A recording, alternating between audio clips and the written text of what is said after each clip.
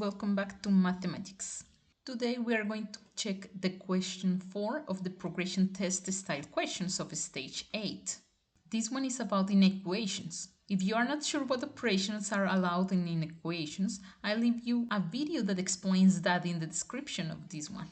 Okay, let's check. This one says, in part A, it says circle the expression that is different from x bigger than 14. And we are given 4 expressions.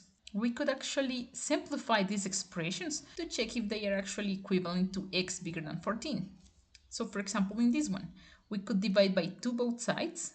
Division by a positive number is allowed. So this would cancel and it would be x bigger than 28 divided by 2, which is 14. It's the same expression, so this is not the answer.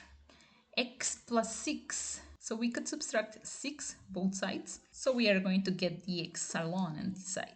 X bigger than 22 minus 6 is 16.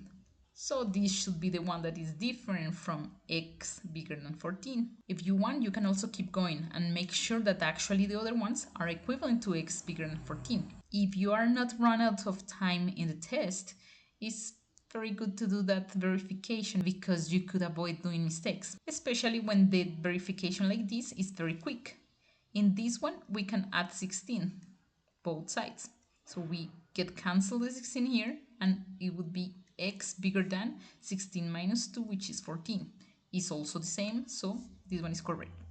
And for this one, we could multiply by 7 both sides. It's allowed to multiply a positive number without changing the sign, so it would be x bigger than 14. Now we are sure that this is the actual answer. Now it says, in the expression 20 smaller than y is smaller than 30, what is the smallest integer value that y could take? Okay, so they are telling us that it could be any number from 20 to 30. This, it's strictly smaller than. That means the 30 and the 20 are not included. So we are going to take any of the values between them, but not 20 or 30. So the smallest one possible wouldn't be 20, but 21.